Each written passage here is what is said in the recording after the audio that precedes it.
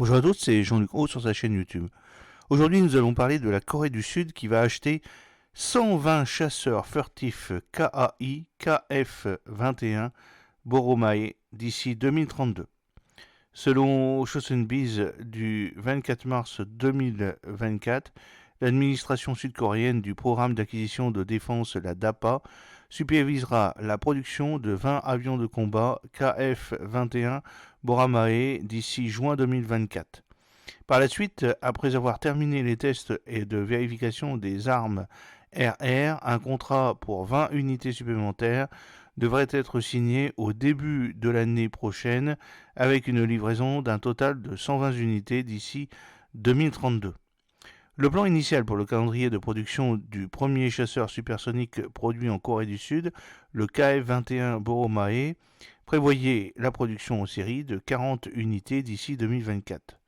Le plan initial du calendrier de production du premier chasseur supersonique produit en Corée prévoyait donc la production en série de 40 unités d'ici 2024. Cependant, les ajustements ont été apportés suite aux recommandations d'une étude de faisabilité commerciale menée par l'Institut coréen pour analyse de défense, le KITA. Sur la base des conclusions du KITA, ce nombre a été réduit à 20 unités afin de laisser plus de temps pour des tests et une vérification approfondie des systèmes intégrés de l'avion. La décision de réduire le lot de production initial de 40 à 20 unités fait suite à la suggestion de KIDA selon laquelle les tests d'intégration de missiles RR et du radar Advanced Electronically Scanned Area AESA étaient incomplets.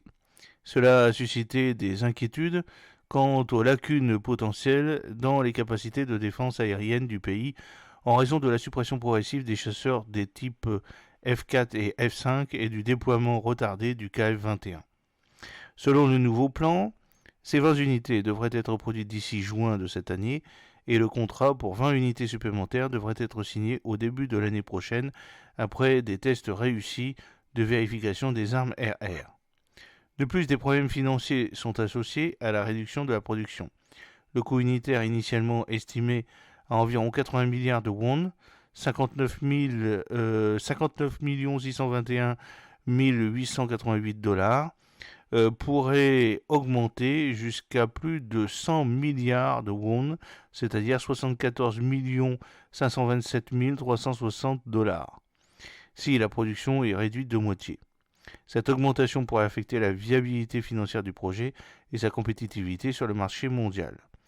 En réponse, la DAPA, en collaboration avec Korea Aerospace Industry, KAI, et d'autres partenaires tels que Lingnex An et One World Systems, s'attaque aux risques potentiels pour garantir que le projet KF-21 progresse sans retard ni dépassement de coûts importants.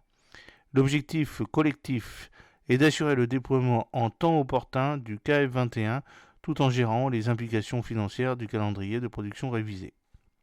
Malgré la réduction du nombre initial d'unités, la DAPA maintient que l'objectif global de livrer un total de 40 unités produites en série à l'armée de l'air d'ici 2028 reste inchangé.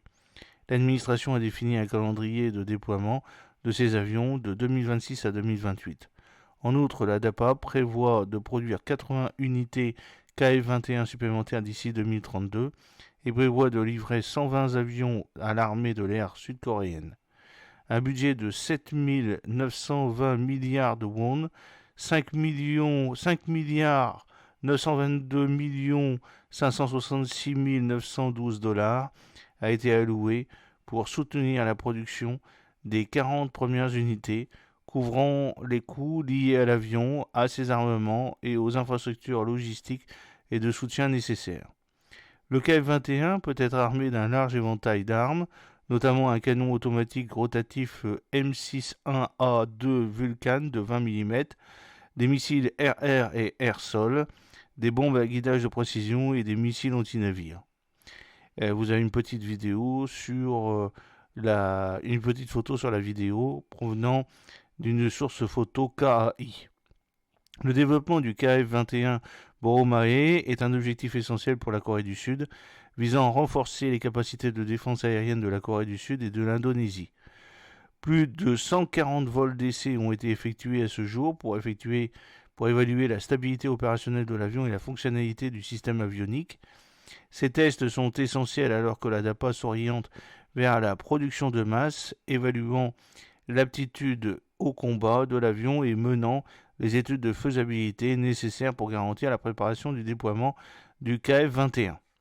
Une phase de développement importante pour le KF-21 implique son intégration avec le missile RR au-delà de la portée visuelle Météor, ce qui en fait la première plateforme non occidentale à utiliser ce type de missile. L'intégration est essentielle pour le développement et pour le projet et comprend des tests de tir en réel prévus début 2024 pour valider les capacités de combat de l'avion et l'intégration efficace du missile Météor, améliorant ainsi le potentiel d'engagement RR du KF-21.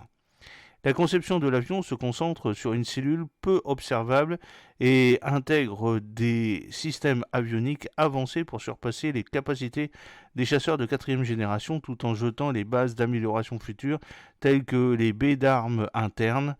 Ces systèmes comprennent un radar AESA, Active Electrically Scanned Area, un module de ciblage électro-optique et OTGP, un système de recherche et de suivi infrarouge IRST et une suite de guerre électronique EW.